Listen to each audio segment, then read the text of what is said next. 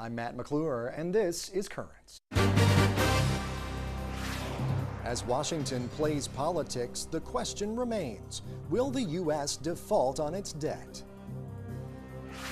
Plus, U.S. bishops make their feelings known on the debt debate. We'll talk with John Carr of the Bishops' Conference for the details. And walking the Santiago de Compostela in Brooklyn, a local group celebrates the feast of St. James. It was a joyful celebration. We celebrated what we believe, our faith in the Lord Jesus, which is at the very heart of the Cursillo movement.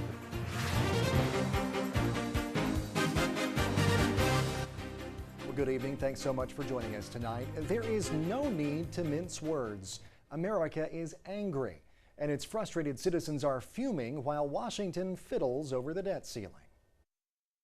The Speaker's plan is on life support, and it's time for him to pull the plug. We need to move on to other plans that actually have a chance of passing. The bill remains a non-starter in the Senate, and the President will never sign it. So the Speaker's wasting precious time. The trouble is, the Senate has not passed anything.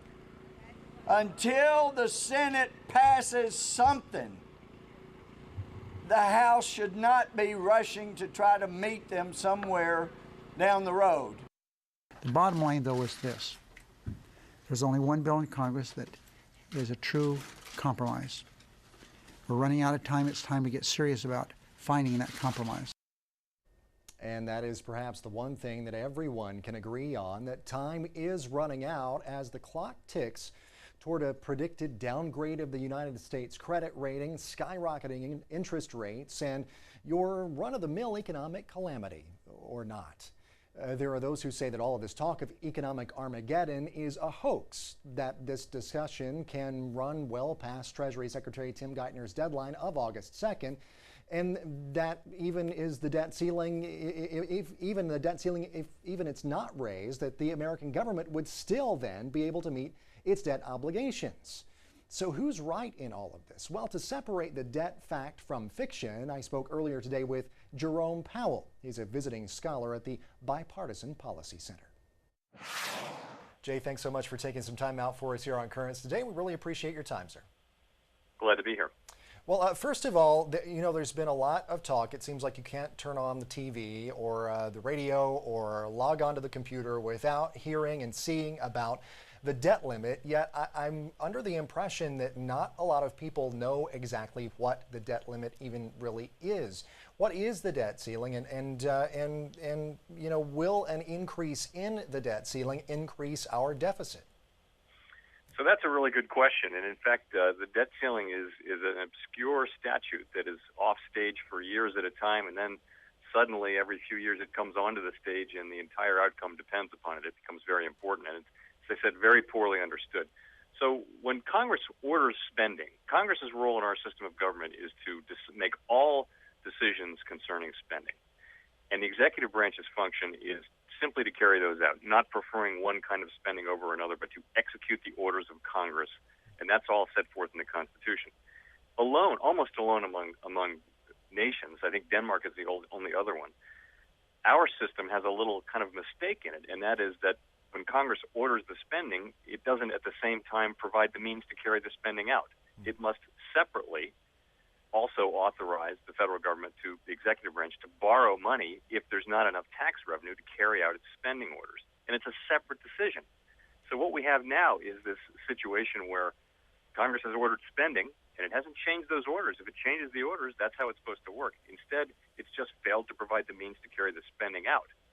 Now, raising the debt ceiling has nothing to do with controlling deficit, literally nothing to do. In fact, I actually was in the government in the administration of George Bush Sr. and was the person responsible for the debt limit. And typically, the debt limit is seen as a bill that has to pass, and it acts a bunch of kind of pork barrel earmarky kind of things.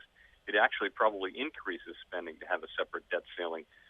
So, again, that's what it is. It's an odd feature of our system, which if we were starting from scratch with a blank sheet of paper, we probably wouldn't have it at all. Sure. Now, there are those in Washington who will say, well, all of this, and you've heard this, I believe I heard this from Michelle Bachmann on the campaign trail and a couple of other folks on the conservative side of things who say, well, all of this being espoused by the president, this sort of doom and gloom scenario of, well, if we don't meet our obligations, if we don't raise the debt ceiling, it's just basically going to be financial Armageddon here, that all of that sort of a hoax.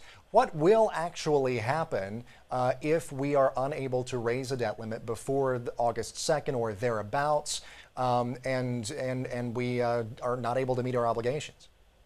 So what really happens on August 7 is that August 2nd is that the federal government exhausts its borrowing authority and will be unable to borrow any more money at that point. And from that point forward, the government is spending much more than it's taking in tax receipts, partly because of the recession and partly because Congress spends too much. But every day after that, the government's cash will decline quickly. And at some point in the week after August 2nd, the federal government will reach a point at which it can no longer pay all of the bills, and it will be dependent upon daily incoming cash flow to pay that day's bills. So the sense of it is that at that point, about half of our bills cannot be paid.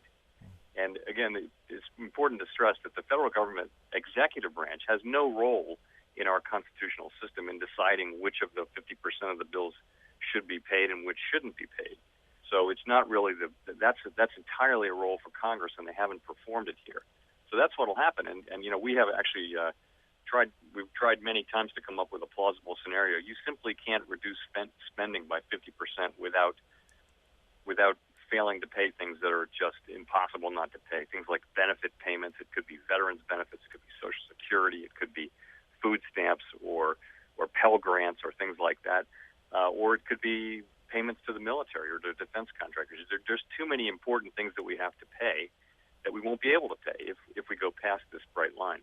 Sure. And is there any, quickly here, Jay, is there any light at the end of the tunnel as far as these debt negotiations go? I mean, it looks like everything has pretty much been in limbo as talks have gone on Capitol Hill and at the White House, but not a whole lot of progress seems to have been made. I mean, if we do, is there any sort of, I guess, as I said, light at the end of the tunnel for these discussions?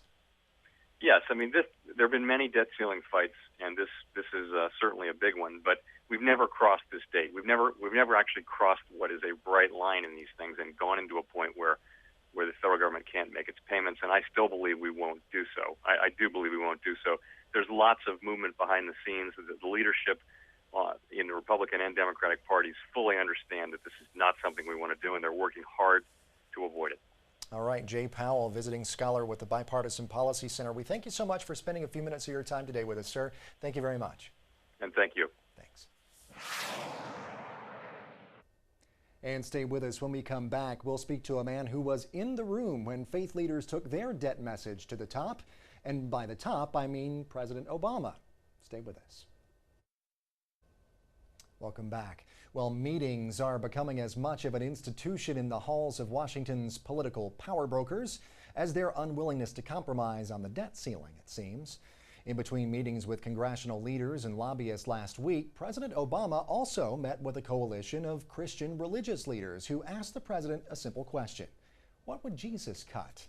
And with that question came an urgent request to not balance the budget on the backs of the poor and working class. Well, now as the clock ticks towards predicted economic catastrophe next week, Senate Majority Leader Harry Reid and House Speaker John Boehner have each introduced dueling debt reduction plans. Reid's plan includes cuts to entitlement programs, and both make no provision for tax increases. So is this how Jesus would have balanced the needs of the country and shared the sacrifice between the most fortunate and the most vulnerable?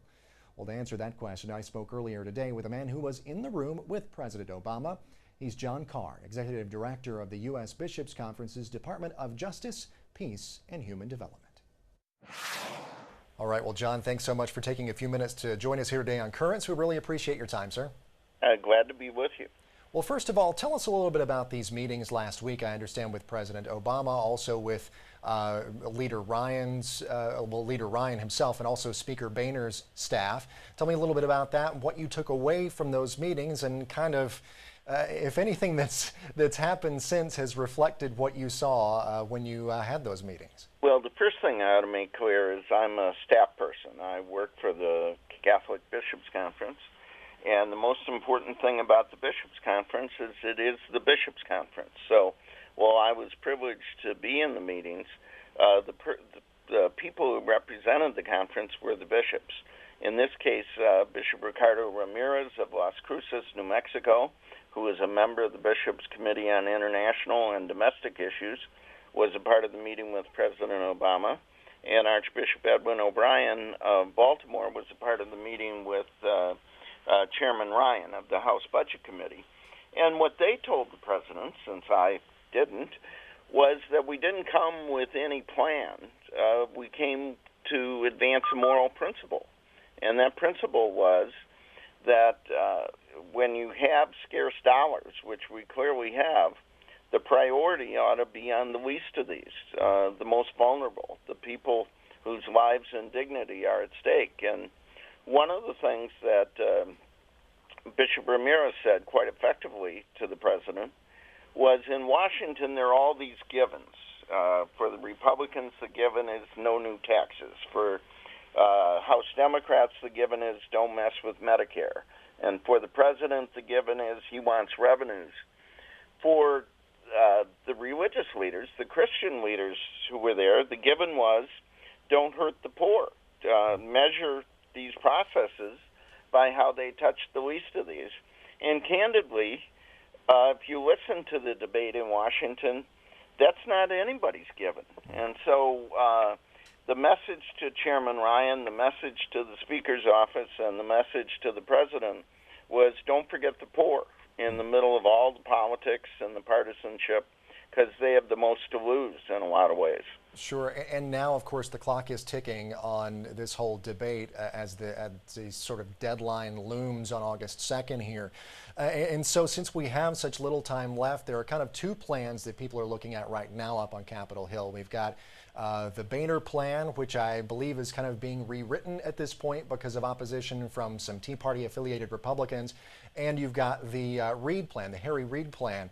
Are you extremely familiar with either of those plans? And do either of those plans sort of pass that litmus test of not harming the least of these? Well, one thing I can assure you, almost nobody in Washington has seen either plan. That's part of the dysfunctionality of this place. Whenever we meet with the Speaker's office, I always make a joke and say, before we get started, can you tell us what's in the plan? And that was when he was negotiating with the president, and now when he's negotiating with his own House Republicans, and they all laugh and say, what are you thinking? Candidly, I don't think either of these plans measures up. I think, and I know I sound cynical, these are being designed for political advantage. My fondest hope is for the good of the country, as well as the good of the poor, that they'll sit down in a room and decide how can we move forward. One of the things that has been encouraging is in the past, whenever there has been these kinds of agreements, there has been an effort to make sure that the programs which serve the most basic needs of poor people, food for hungry families, income for the unemployed, health care for those that don't have any, that those are exempted from the automatic cuts. Now, they can cut them in the appropriations process, and our hope is that eventually, whatever deal they agree on, it instead of targeting the poor, which a lot of these plans do because they focus on discretionary spending, they will protect the poor. All these programs can be improved. We're great advocates, for example, of reform of development assistance abroad. But at a time of economic turmoil like this, we ought to worry about the people who have too little and more than the rest of us. So I don't think either plan, frankly, measures up. And we all ought to pray, and we all ought to make our phone calls and tell them to stop playing games and get in a room and work it out. All right. Well, John Carr, the Executive Director of the USCCB Department of Justice, Peace, and Human Development. Our time has come and gone, but John, we thank you so much for spending a few minutes with us here on Currents today. Really appreciate it. Yeah, thank you. Thank you. Well, there is more Currents coming up. A battle over marriage brewing in Maryland. We'll have that story, plus the rest of the day's headlines next.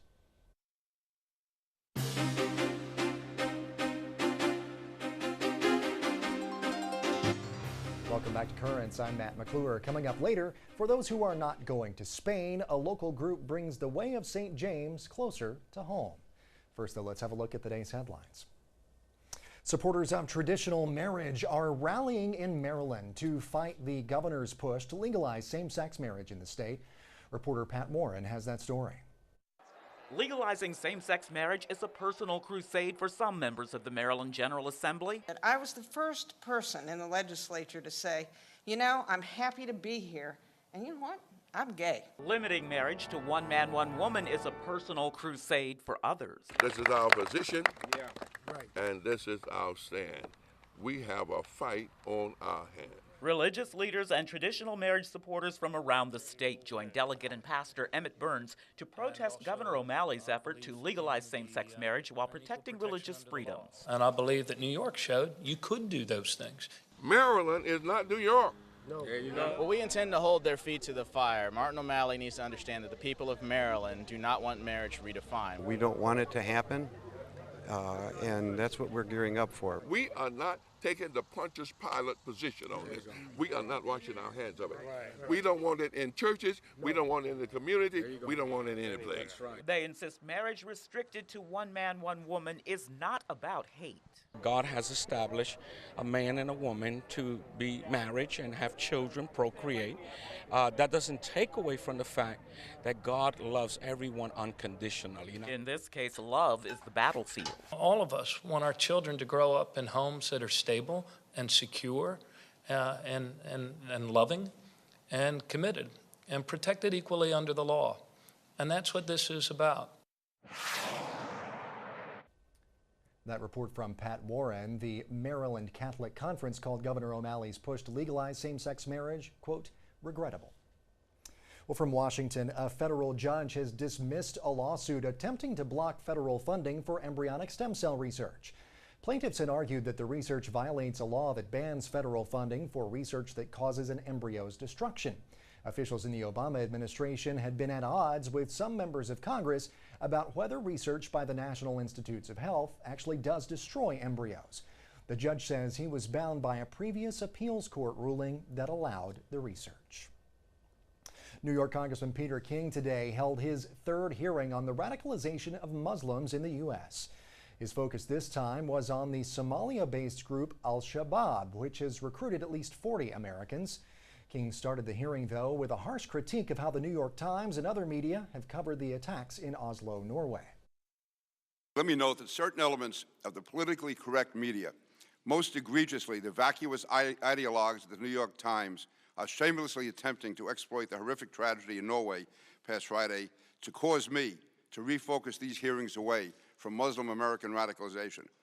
If they even had a semblance of intellectual honesty, the Times and the others would know and admit that there is no equivalency in the threat to our homelands from a deranged gunman and the international terror apparatus of Al-Qaeda and its affiliates, such as Al-Shabaab, who are recruiting people in this country and have murdered thousands of Americans in the jihad attacks. 32-year-old Anders Breivik admitted last Friday's attacks in Oslo, Norway that killed 76 people, but he pleaded not guilty to terrorism charges. In a more than 1,500-page manifesto, Breivik referred to himself as a real European hero and the savior of Christianity. Closer to home, a Brooklyn charter school will have a new temporary home in September, Bishop Ford Catholic High School. The Brooklyn Prospect Charter School will hold classes at 13 unused classrooms inside Bishop Ford. The charter school will eventually move into its own permanent space in 2012.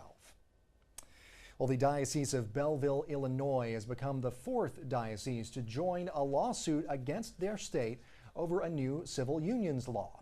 The law requires couples in civil unions in Illinois to be granted the same rights as married couples. Now, the dioceses are concerned that their adoption and foster care services will be forced to shut down if they do not grant those services to same-sex and unmarried couples.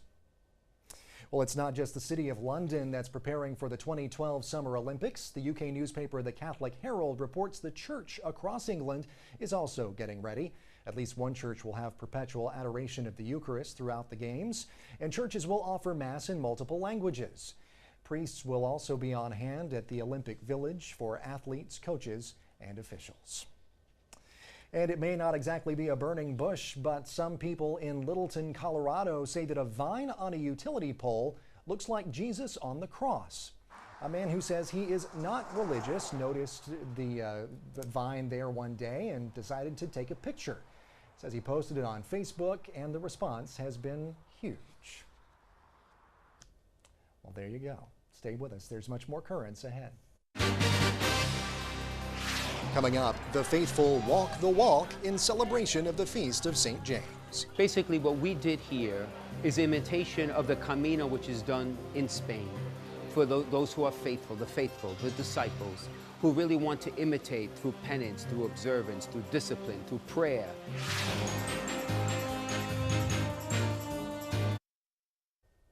And finally tonight, religious journeys or pilgrimages are a mainstay of the Catholic tradition. One of the more famous of these pilgrimages takes place every year to commemorate a disciple said to be one of the first to join Jesus, St. James the Apostle, the namesake of Brooklyn's cathedral.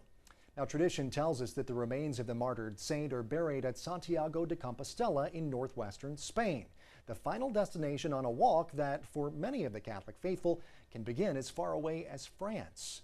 Yeah, but there are other walks in the life of the faithful that may be shorter or unheard of, but are no less significant. The Cursillo movement, who for the second year in a row has replicated Spain's famous walk right here in the streets of Brooklyn, was one of 3 Hispanic young adult ministries moved from their longtime home at St. Peter and Paul Spirituality Center as a result of diocesan reorganization. Now, while the Camino de Santiago, or the Way of St. James walk, began at the shuttered doors of their former home in Cobble Hill, like the pilgrims in Spain, it ended with the new energy and new hope that comes from all travels, whether by foot or by faith.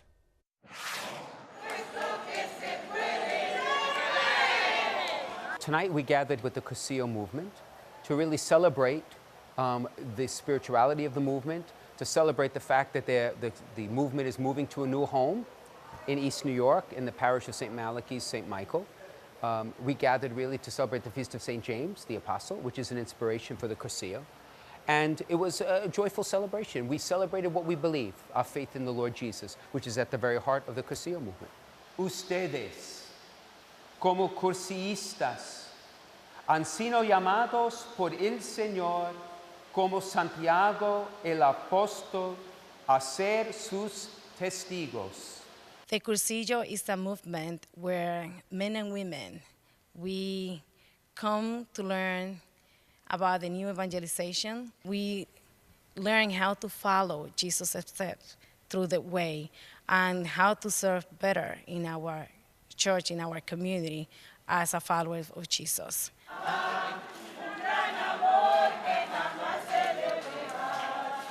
Basically, what we did here is imitation of the Camino, which is done in Spain. For those who are faithful, the disciples, who really want to imitate through penance, through observance, through discipline, through prayer, an expression of a sacrifice. They walk distances, long distances. Some can walk as long as 30 days to Santiago de Compostela, where St. James is buried. We did a small Camino in imitation of what's done on the way to Santiago de Compostela. But here we did it from the Cursillo Center, the former Cursillo Center at the end of Congress Street, to the church here, which is about 3 blocks away. What we're celebrating is a transition. It was a pilgrimage of faith. For the Cursillo, for almost 40 years, was housed here in the center at the end of Congress Street, and that center is being developed, and we're moving to a new home.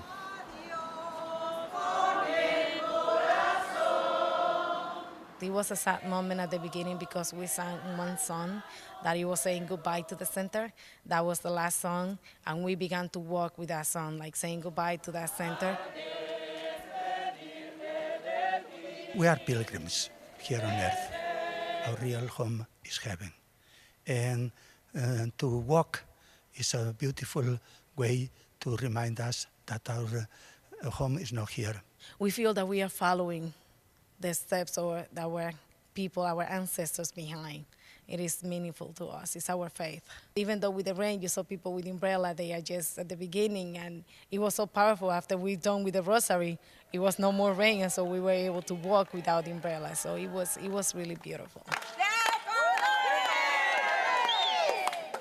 In East New York, we are going to be creating a regional plan for evangelization. The Cursillo has for generations now done that. So my hope for them is that they will be a partner in this work and they will be reinvigorated. They will find a whole new energy by moving on to this new home.